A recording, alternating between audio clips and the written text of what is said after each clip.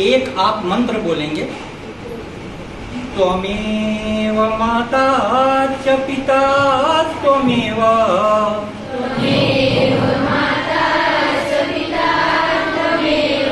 त्वमेव बंधु च सखा त्वमेव,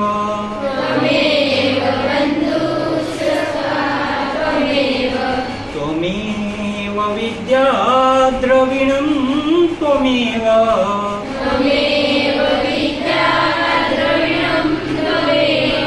त्वमेव सर्वं मम देव देव।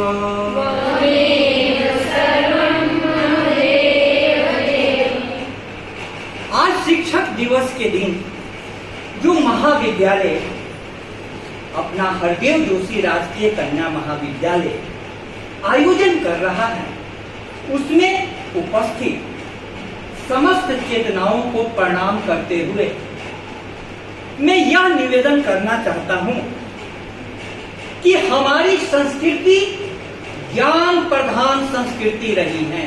ज्ञान प्रधान हमारी संस्कृति ने धन को महत्व नहीं दिया,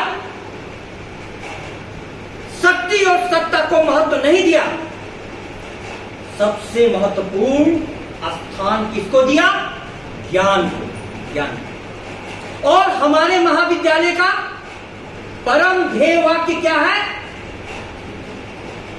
विद्या ज्योति परम।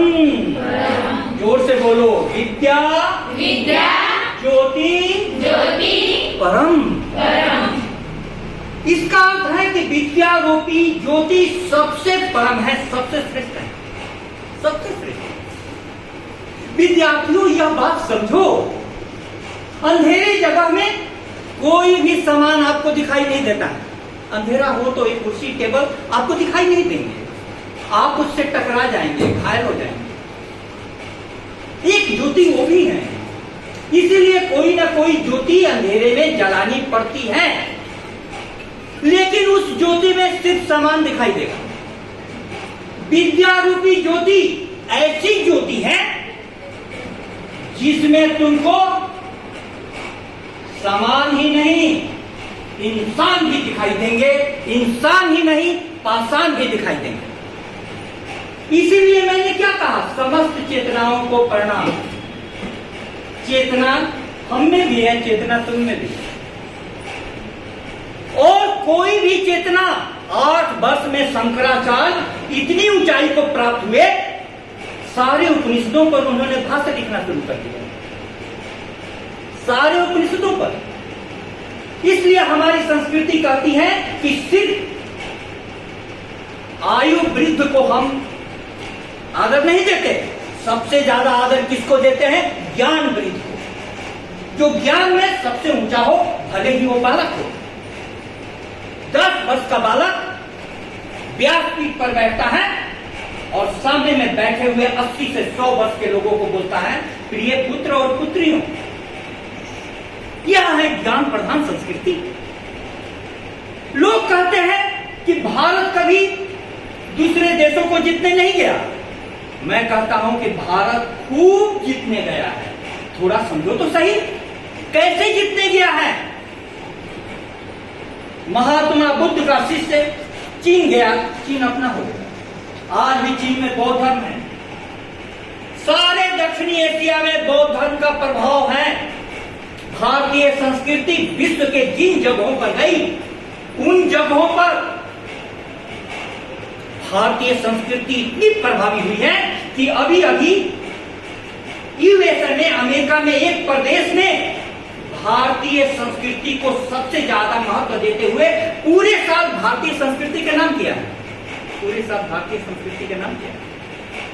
क्यों?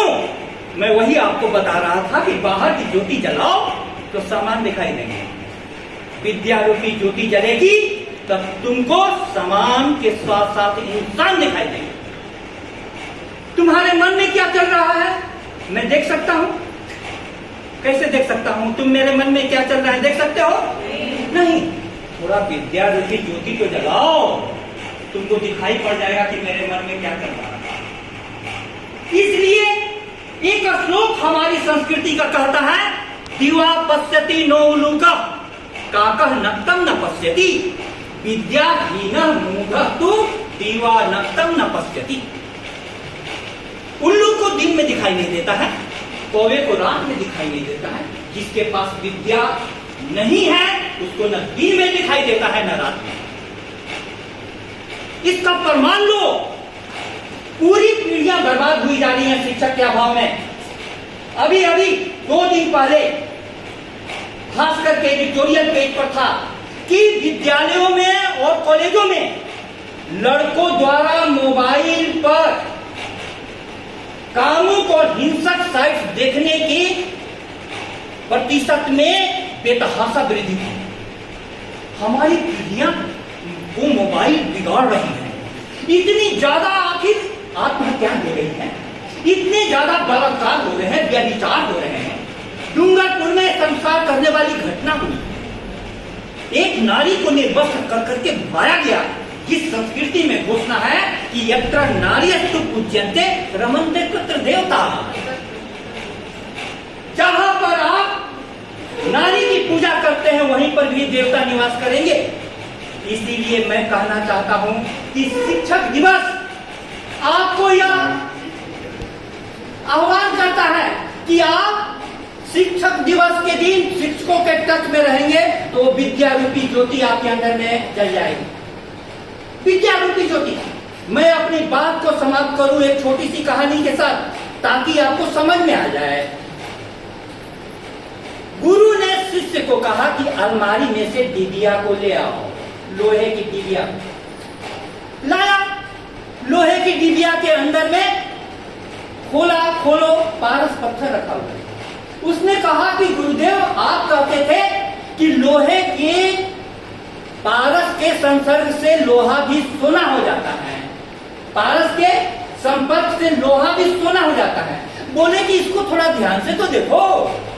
वह पारस पत्थर पतले से कपड़े में लिपटा हुआ, पतले से कपड़े में लिपटा होने के कारण वह पारस पत्थर के संपर्क नहीं पूरा मिलने के कारण लोहा सोना नहीं हो पाता। इसीलिए मैं आप सबसे कहना चाहता हूं, आपके साथ शिक्षकों का संपर्क नहीं रहेगा, आपके और हमारे बीच की दूरियां बढ़ेगी, आपका जीवन बर्बाद हो जाएगा। इसलिए शिक्षक दिवस के अवसर पर मैं राजस्थान सरकार को भी, पूरे समाज को इस महाविद्यालय से यह संदेश देना चाहता हूं, जहां कभी जेल की दीवारें थी वहां आज चिड़ियां चहचहाती हैं, रोज नए नए गीत गाती हैं और अपने सपनों को सजाती हैं, अपने सपनों को सजाती हैं। सरकार से कह दो उन्हें खुला आकाश दे दे, समाज से कह दो उन्हें थोड़ा अवकाश दे दे, बेटियों को पढ़ने को दो और सरकार शिक्षकों का पूरा व्यवस्था करे तो ये बेटियां इसी जेल की 4 दीवारी के बीच से आकाश की ओर सीधे उड़ जाएंगी, आकाश की ओर सीधे उड़ जाएंगी। इतनी क्षमता है आप अपनी क्षमताओं को, मैं यही नहीं कह रहा हूं, मैं प्रमाण देता हूं। हमारे ही महाविद्यालय से 4 साल, पिछले 5 साल में 5 लड़कियां गोल्ड मेडलिस्ट हुई है, स्वर्ण पदक विजेता। यही के टीचर है, यही स्थान है, यहीं पर क्लासें चलती हैं, क्यों नहीं हो सकता है? कई विद्यार्थी यहाँ गोल्ड मेडलिस्ट छुपे हुए हैं, मुझे दिखाई दे रहा है, लेकिन शिक्षकों को पढ़ाने तो दो, शिक्षकों को विद्यार्थियों तक जाने तो दो, विद्यार्थियों को हमारे पास आने तो दो। इस प्रकार का प्रेम संबंध की पुकार यह शिक्षक दिवस है, परमात्मा करे। क्योंकि मैंने सुबह सुबह अपने उनको फोन किया, चरण स्पर्श, क्यों? उनके एक जीवन से, उनके पढ़ाने से मैं यहां तक पहुंचा। पूरी तरीके से खेल ने मेरा जीवन बर्बाद कर दिया था, प्रोफेशनल 10 घंटा। वो क्या करते थे कि कहीं जाना है सब्जी लाने, उस समय भी पढ़ाते हुए चले जाते। मैंने उनको कहा और जो फोन किया उसकी रिकॉर्डिंग कर ली, कभी आपको सुनाऊंगा। पढ़ने वालों के साथ रहोगे, शिक्षक के साथ रहोगे, शिक्षक तुम्हारे शहर में घूमते फिरते मंदिर है, देवता है। और देवता कौन होते हैं? जो तुम्हारे में दिव्य गुणों को आरोपित करे, लाए। इसीलिए प्यारे विद्यार्थियों, आप महाविद्यालय में आए तो ये महाविद्यालय आपका मंदिर है। सारे शिक्षक चलते फिरते देवता हैं, इनके पूजा भाव से आए, इनके प्रति आदर रखें और अपने जीवन को इनके सहयोग से बदलें, तब यह शिक्षक दिवस का आयोजन हमारा सार्थक होगा। बहुत बहुत धन्यवाद।